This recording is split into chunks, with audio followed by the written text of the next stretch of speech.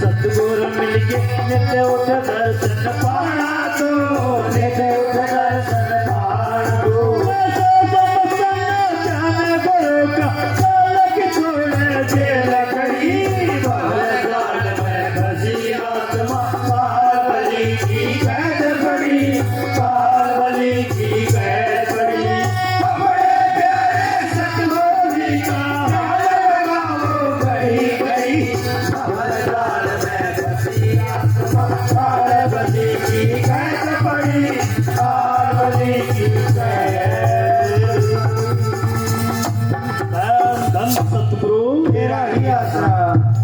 तो ये इस कलयुग के धर्म की वाणी है। अपने प्यारे सतगुरु जी का ध्यान लगाओ घड़ी घड़ी भंवर जाल में फंसी आत्मा, ये काल बली की कैद है। तो हमारी आत्मा आज काल की कैद में पड़ी हुई है। कर्म धर्म तीर्थ व्रत नेम आचार पूजा पाती देवी देवते पठन पाठन यज्ञ हवन, ये सब काल का ही रास्ता है। इनके द्वारा आत्मा का उद्धार नहीं हो सकता, कभी कालजाल से छूट नहीं सकती। इसलिए संतों का सत्संग करो। वाणी बता रही कि इस युग में संतों का सत्संग, उनसे राम नाम पूछ करके राम नाम को प्रकट करो हृदय में और उसकी कमाई करके अपने वतन को पहुंच जाओ। याद रखो ये देश काल का है। काल के देश से हमने ये शरीर लिया है, काल के देश का खान पान खा रहे हैं और एक दिन काल इस शरीर को तुम्हारे से छुटा लेगा, कहीं भी छुटा सकता है। कबीर साहब जी बोलते हैं, सिमरन करो तुम नाम का, काल गए हैं केस, ना जाने वो कित मारसी, क्या घर में क्या प्रदेश। ये शरीर काल का है, तुमसे छुटाएगा। पता नहीं घर में छुटाए, बाजार में छुटाए, खेत में छुटाए, सड़क पर छुटाएगा। काल के शरीर के छुटाने से पहले पहले तुम अपनी भक्ति कर सकते हो। भक्ति तुमने कर तो ली तो तुम्हारा उद्धार है, नहीं तो फिर वो आएगा और ले जाएगा। इस शरीर के रहते रहते ही हम भक्ति कर सकते हैं। इसलिए संतों ने असल मेन उद्देश्य जीवन का यही बताया है कि परमात्मा की भक्ति कर। अपने शरीर के रहते रहते इसी जन्म में तू परमात्मा को पाले, पता नहीं आगे जन्म ये मिलेगा कि ना मिलेगा, कोई पता नहीं। देख लो। तो इसलिए अभी समय है, रात को 2 घंटे जागा करो और खूब रो अंदर से, हे मालिक तू अंदर बैठे है, दर्शन नहीं हो रही, तू दर्शन दे, दरवाजा खोल दे। तो वो एक दिन जरूर आएगा। तुम्हारी जब ब्रे के आंसू बहेंगे, तुम्हारी ये नेत्र पवित्र हो जाएंगे, तो ही निकल जाएगी, तीसरी आंख खुल जाएगी और फिर दर्शन होगी। इसलिए दर्शन के लिए जल्दी करो, देर हो रही है। शरीर का कोई पता नहीं, आज है कल का कोई पता नहीं, शाम का कोई पता नहीं क्या होता है। क्योंकि श्वासा पूंजी शरीर के रहते चल रही है, जब श्वास ही मुक गए तो चलना ही पड़ेगा। ये श्वास, एक श्वास त्रिलोकी की कीमत है।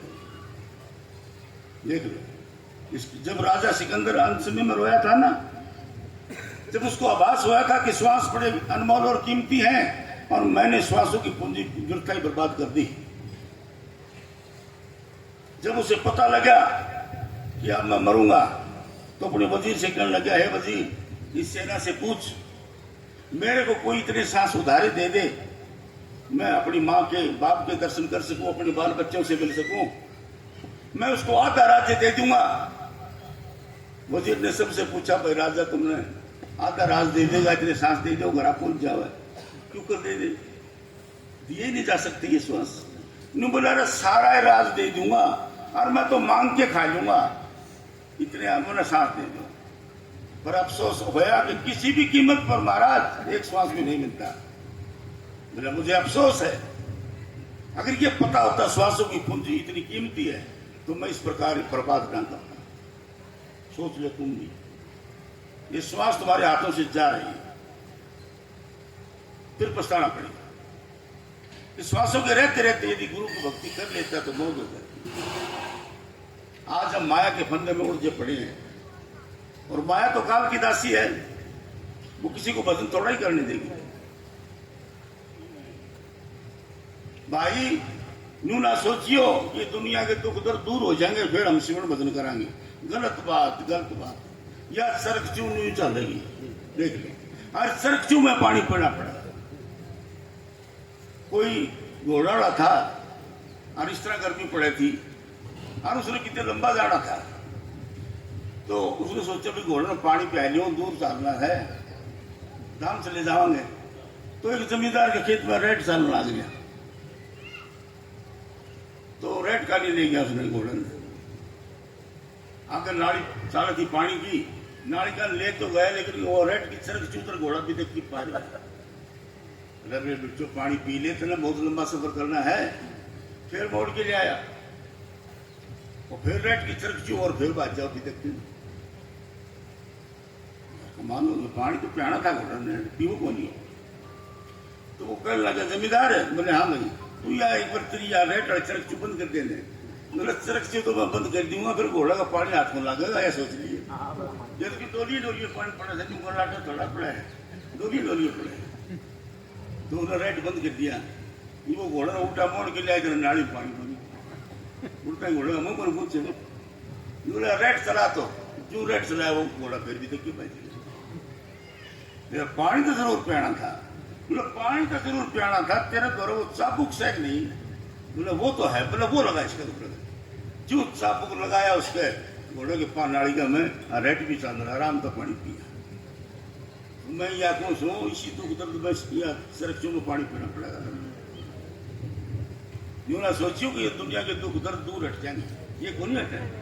ये तो साथ में लेके आए और भोग के जाने पड़ेंगे। या सोच लीजिए, पहले बड़ी प्रारब्ध पीछे बने शरीर, तुलसी यही तो असर है, पर मन ना धारे ही। मन में धीरज नहीं आता कि हमारे साथ ऐसा क्यों हो रहा है। नहीं, ये पहले से निश्चित है, सो हो रहा है। तो यही सुख की घड़ी है जो हम साथ संगत में बैठे हैं, सारे बहन भाई आपस में मिलकर। इससे बड़ा सुख और क्या होगा। साध संगत है सिर कर्मन के कर्मा। संसार में जितने ऊंचे से ऊंचे कर्म हो रहे हैं, उन सबसे ऊंचा कर्म संतों का सत्संग। साध संगत में कटे कोटि अपराध, साध संगत में कोटि अपराध कट जाते हैं। इसलिए सत्संग को बना के सुनना चाहिए, प्रेम से सुनना चाहिए। जो भी वचन सुने हृदय में धारण करो और घर जाकर उस पर अमल करो, चलो उसके ऊपर। ये नहीं कि महाराज जी का तो पेड़ का फर्ज बने यार कि न्यू थोड़ा जल्दी हो रहा ना, जल्दी होना ही पड़ेगा। संतों का सत्संग सुखदायक है।